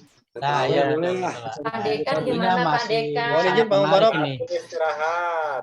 Bandung Pak Mubarak kita kuliahnya hari ini. Atau kita langsung ke Pak dosen Pak Dr. Ahmad Mulyana. Mohon izin Pak Dokter. Oke, baik. Terima kasih. Sangat antusias ya semuanya, alhamdulillah. Sangat antusias pada hidupnya luar biasa ini, udah bukan antusias lagi, sudah over antusias. Tanpa terasa kita sudah sampai mendekati maghrib ya. Nah, walaupun puasa rupanya ternyata tidak ada efek ya, tidak berpengaruh terhadap semangat kita ya. Aduh, luar biasa. Belum nyari takjil Pak Dok. Oh gitu ya, siap Pak ya. Ibu-ibu juga nih udah gelisah juga di depannya. Sambil bikin Pak. Belum dibikin ya. Ya, alhamdulillah hari ini tema kita apa tadi? Peran SDM dalam menunjang mengembangkan bisnis ya. Tadi ya sangat ya, dan kelihatannya suasananya betul-betul fokus ya pada bidang yang kita kita selenggarakan pada hari ini ya. Nah, tadi saya hanya mengutip tadi bahwa bagaimana peran SDM ini ya. Nah, jelas bahwa SDM ini adalah merupakan aset bagi perusahaan ya. Tadi dalam kesimpulannya ada 2 poin, itu ada SDM sebagai bisnis ya, jalur bisnis, dan yang satu lagi sebagai jalur layanan ya, sebagai layanan. Ya, kedua-duanya adalah memang memperkuat posisi perusahaan. Nah, dalam segi bisnis, SDM ini adalah sebagai aset dan bahkan dikembangkan sekarang sebagai adalah modal kapital ya, kapital human resource ya, sebagai kapital lah. Makanya di sini sebagai penciptaan nilai lebih dari suatu perusahaan ini ya tidak luput adalah dari SDM. Ya. Sementara dalam proses produksi itu yang lain boleh ada, tapi kalau tanpa campur tangan dari SDM, ya, artinya di sini tidak akan bertambah, terutama SDM yang betul-betul menjadi modal manusia ya, modal tenaga kerja, modal human capital atau disebut dengan human capital ini. Nah, kemudian layanan di sini juga sama ya, berperan bahwa layanan ini sebagai layanan ya, siapa yang nggak butuh layanan? Layanan ini adalah untuk membangun partisipasi masyarakat ya, terhadap satu institusi atau lembaga ya, sehingga mereka mau ikut mensupport daripada program-program daripada institusi atau perusahaan. Jadi memang dua-duanya ini menyatu dalam satu adalah yaitu mengembangkan sebuah bisnis ya, sebuah bisnis. Nah, ini banyak sekali, alhamdulillah tema ini sangat berjalan dengan baik ya. Saya harapkan untuk kelompok 1 tolong tadi sebagai permintaan saya coba dikirim untuk quote-nya dalam bentuk quote-nya ya. Kemudian nanti kita akan kompilasi, lumayan kalau sudah sampai 11 kelompok ini ada 11 judul, kita kompilasi jadikan satu. Nah, inilah kenang-kenangan kita ya, jadi buku untuk kelompok ini jadi buku, iya. Jadi buku satu, nanti kita cetak yang bagus ya. Nanti masing-masing terima royalti. Apalagi nanti Pak. Betul. Biar otak bisnisnya jalan, Pak. Terima royalti. Iya, betul Mas. Setuju ya. Pak Soleh ya. Saya kira itu aja sebagai tutupan saya ya. Yeah. Mudah-mudahan ini yang pertama saya hapus ya. Terima kasih, sangat bagus sekali. Mudah-mudahan nanti kelompok berikutnya lebih bagus lagi dan lebih hidup lagi. Ya. Terima kasih Pak Dokter. Baik, terima kasih ya karena kita mendekati ini buka puasa. Mohon izin Pak Dokter, saya baru selesai sholat juga ini. Saya kira ada tanggapan ataupun misalkan koreksi ya atau yang harus dievaluasi untuk kelompok 1 ini Pak Dokter? Ada yang mungkin dikoreksi atau evaluasi? Izin di mute. Kayaknya sudah tadi Pak Ahmad Mubarak. Oh, sudah tadi Pak Ahmad Mubarak. Sudah, mau ditutup. Sudah tadi Pak Ahmad. Ya, kelompok 1 di Her Pak. Pak Mubarak. Jadi selanjutnya setelah tanggapan apa nih Pak Mubarak ditutup? Oke, baik untuk selanjutnya di sini ya. Baik untuk selanjutnya kami terima kasih kelompok 1 sudah ada 5 orang ya yang aktif melakukan diskusi dari kelompok 5 ini. Pak Ahmad Indra, Pak Faldi, Pak Nazli, Ibu Muhaina, dan Pak Aini tadi ya. Dan nanti dari dosen dan kami dari akademik akan mencatat ya untuk poin nilai plus bagi para presenter, narasumber yang menanggapi dan juga yang memberikan pertanyaan dan yang menjawab. Ya, untuk selanjutnya nanti kelompok kedua mohon bersiap minggu depan. Minggu depan nanti akan mempresentasikan ya tugas kelompoknya. Jadi untuk kelompok kedua di sini sudah ada tugas strategi organisasi melalui manajemen sumber daya manusia. Nah itu. Publik-publikan Pak. Baru yang pilih bincang karena dengan siap untuk kelompok Pak Barul nanti ya minggu depan ya. Halo, siap. Oke, siap ya. Baik, terima kasih kelompok 1 atas waktunya. Terima kasih Pak Dr. Ahmad Mulyana sudah memberikan tanggapan dan hasilnya sangat memuaskan kelompok 1. Absen belum, Pak. Absennya Pak Mubarak belum ada. Absen belum. Ya. Iya, nanti kami nilainya jadi berkurang Pak Mubarak. Ya. Harus di absen juga, jangan lupa ya, yang presentasi ini jangan lupa absennya Bapak Ibu. Link absennya Pak Mubarak? Sudah ada ya, udah dikirim. Di mana ya? Pagi ya? Ya, boleh di scroll lagi ya, atau nanti dikirim ulang. Nah, sama yang tadi pagi ya? Sama ya? Oke. Ini udah ya Pak? Udah apa belum ini? Saat ini belum dikirim nih Pak. Oke. Link absennya untuk saat ini Link belum dikirim. absennya boleh cek di chat ya, Bapak Ibu. Nah, Linknya bukannya sama ya Pak? Linknya sama, jadi tidak perlu sebenarnya untuk dikirim berulang-ulang ya. Kami di chat Linknya ya. kan sama, Bapak tinggal Ibu. pilih aja kan? Tinggal dipilih dan tinggal di screenshot fotonya ya. Kalau saya buat shortcut Pak, jadi langsung aja itu. Nah, gitu. Oke, baik Pak Koko, Pak Saporo sudah siap presentasi? Sekarang? Jangan, nanti Pak. Oh iya. Pak 2 Saporo minggu udah lagi. menantang. Kan? Mundur Pak. Minggu depan Lebaran. Iya Pak.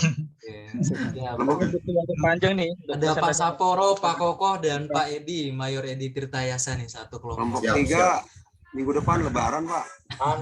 Kedua Lebaran. Oke, baik Bapak Ibu, berhubung sudah pukul libur kapan, Pak? 21 ya, kami tutup, kami akhiri. Sekian dan terima kasih, semoga kesuksesan, keberkahan, kesehatan menyertai kita semua. Wassalamualaikum warahmatullahi wabarakatuh. Salam. Waalaikumsalam warahmatullahi wabarakatuh. Terima kasih Pak Mubarak. Aidin semuanya ya. Takut libur nanti depan. Terima kasih Pak Jangan Mubarak. lupa absennya Bapak Ibu. Terima kasih Pak Mubarak. Jangan lupa Pak isi absennya ya. Tunggu sampai 10 menit lagi sampai 17.30. Ya. Ya. Mohon pamit. Bisa ada waktu begitu-begitu lagi. Pak Domi sudah berbuka puasa belum Pak Dominikus? Udah lewat Pak. Jam 7. Udah mau terawih. Pak Domi udah mau terawih Pak. Oh, masih di mute Pak, suaranya masih. Papua udah mau terawih Pak. Pak Domi di mute Pak. Sangat kuat lagi kayaknya dia. Tadi saya juga ikutnya jam Pak Domi buka puasanya. Oh. Biar cepat Pak. Di mute suaranya Pak Domi. Bandung waktu Masih di Papua ya jadinya ya. Iya betul Bu. Mubarak. Saya Bandung rasa Papua Bu. Iya. Terima kasih, Papua sudah larut malam Pak. Siap. Pokoknya kalau buka kita ikut Pak Domi, kalau sahur ikut Mas Nur. Siap. Kalimantan baru mau berbuka ini. Siap. Oke, Izin lab semuanya izin Terima lab kasih ya. banyak Pak Mubarak. Izin semuanya, assalamualaikum. Terima kasih. Malah ingin keluar. Pak Oyo di Kuningan ya, Kuningan Jawa Barat atau di mana ini? Kuningan tempat saya bukan Pak. Kuningan Setiabudi. Iya, ini Kuningannya di mana nih Pak Oyo nih? Oh, deket dong Bu, ke Pancoran. Pak Saporo, selamat berbuka Pak Saporo. Itu pancorannya di mana tadi yang dari Pancoran? Itu Pak Ya, Mayor Koko.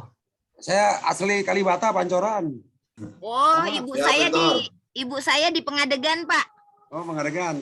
Saya kembali ke alam, back to nature. Selamat Ke City berbuka. AM. Terima kasih Bang Domi. Domi. Kamu udah masih muda aja. Bang Domi masih muda, rambutnya belum numbuh. Belum, masih muda. Baru 17. Siap. Ya, tetap semangat Papua. Papua selalu semangat. Siap, Bang. Nah, kapan Semangat ketemu Bu dapat Dia? 5 terus Papua. Siap, Bang. Ada Bu Umrawati di Papua juga ya, Bu Umrawati? Pak, kita sudah malam ini Oh, Papuanya dekat sama ini Pak Domi. di Sorong Selatan lagi Pak, daerah 3T. Jauh lagi. Sorong nakota tuh atuh. Pak, jadi Saya 2 tahun di Sorong, Bu. 2,5 tahun di Sorong. 6 tahun, Pak, lebih. Terus di hair lagi saya, Bu. Karena belum lulus, jadi di hair lagi kena bire. Kurang jauh. Kurang jauh katanya. Ya, Lebih jauh habis lagi. ini ke Papua Nugini, Bu. Lanjut lagi ke Papua Nugini. Kemarin dari Sorong, dari PON, Jayapura.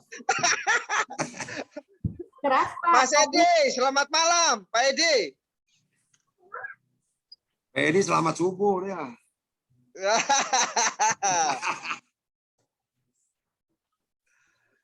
Oke, Pak Firman di mana? Pak Firman Sah. Kayaknya bahasanya Melayu tadi saya cek itu. Ya. Dari Pak Riau. Mubarok. Dari Pak mana, Mubarok, Pak? izin Pak Dari Mubarok. Riau Kepulauan Meranti. Oh, Kepulauan Riau ya. Siap. Pak Mubarok, Ya. izin Pak Mubarok. Siap. Mau kultum, mau ngisi kultum. Siap. Oke, Pak Abang Samuel. semuanya. Selamat dan Assalamualaikum. sukses. Waalaikumsalam, Pak. Ada izin, Pak. Mohon maaf, kadang-kadang sinyalnya tidak bisa masuk, Pak. Jadi kadang-kadang tidak jelas, Bapak. Siap, Pak Mayor Dominikus Teju. Sukses selalu, Siap. Pak. Siap. Terima kasih, Pak. Izin keluar, Pak.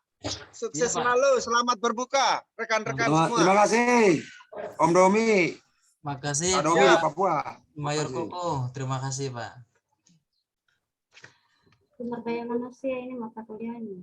Di Kepulauan Riau ya, tadi saya cek Pak Firman bahasanya Melayu gitu. Iya. Kayaknya, Orang Melayu sini, Pak.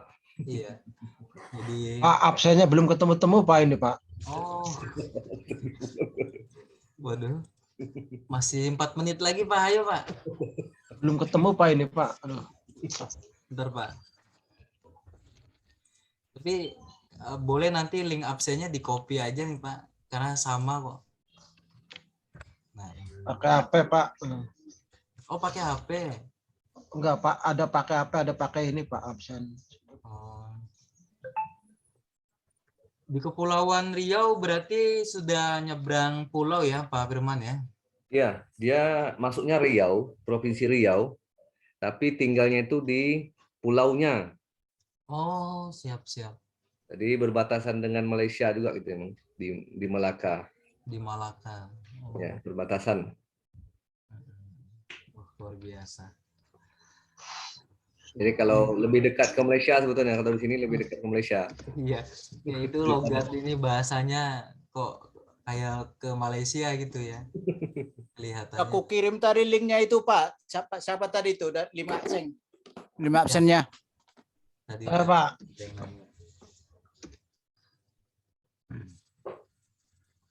Nah, itu Jauh di atas. yang dari Papua itu tadi dari Angkatan Laut itu Pak Firman. Angkatan Laut Papua ya. Ya, beliau ada di komandan di Kopaska, Denjaka, Marinir, ada yang di Lantamal, Koarmada, pasukan elit-elit, Pak. Wih, mantap aja ya. Semangatnya. Iya. Tadi yang barusan itu Pak Mayor Dominikus itu beliau komandan di Kopaska ya. Kopaska atau iya di Kopaska. Oh. Terus tadi ada juga Pak Mayor Edi Tirtayasa. Mereka bisa bersamaan ya. Kalau S2 itu bisa naik pangkat juga ya. Iya, naik pangkat juga. Ini beliau di Denjaka kayaknya. Terus tadi ada Mayor Koko. Mayor Koko itu di Pas Pampres dulu, sekarang di Marinir. Jadi multikultural Pak Firman dari berbagai kalangan. Iya, luar biasa emang. Ini sebuah terobosan yang luar biasa emang kuliah ini. Iya, karena kalau tidak difasilitasi seperti ini, kapan lulus kuliahnya, Pak? Betul. Saya dulu sudah pernah kuliah juga hampir 1,5 semester ya. Tapi nyebrang karena pulaunya jauh kan. Jadi lama-lama nggak kuat juga. Seminggu tuh nyebrang ke daratan itu. Iya. Makanya pas dapat informasi ini kemarin ya udahlah kayaknya ini lebih mudah nih. Tadi banyak relasinya, Pak. Banyak ya kan koneksi dari berbagai ini kan kalangan. Iya. Dari berbagai apa namanya ini warna-warni lah. Iya. Ya luar biasa lah. Dan sangat cepat sekali sebenarnya sih Pak, S2 itu tahun depan juga sudah selesai. Sudah selesai emang. Iya, 1,5 tahun kan atau 3 semester. Ini anak saya masukkan juga nih S1 di sini. Oh, siap Pak Firmansyah. Termasuk Pak Iskandar juga ya kalau nggak salah ya. Ya, saya kemarin kan dari beliau itu, dari Facebook beliau kan saya baca. Oh, Pak Iskandar dulu baru ke Pak Firmansyah ya. Ya. Anak saya Muhammad Hafiz tuh dia ngambil TI dia. Kayaknya beliau itu ya calon gubernur informasinya itu. Ya kemarin dia mau calon bupati independen. Oh, independen. Independen dia, tapi tak lolos, tak cukup. Assalamualaikum, mohon izin live ya teman-teman. Ya Pak Anjas. Lanjut Pak. Ya makasih Bang Burak ya. Assalamualaikum. Waalaikumsalam. Oke, selamat sore kita semua. Ya, baik. Selamat berbuka puasa Bapak Ibu ya, sukses selalu.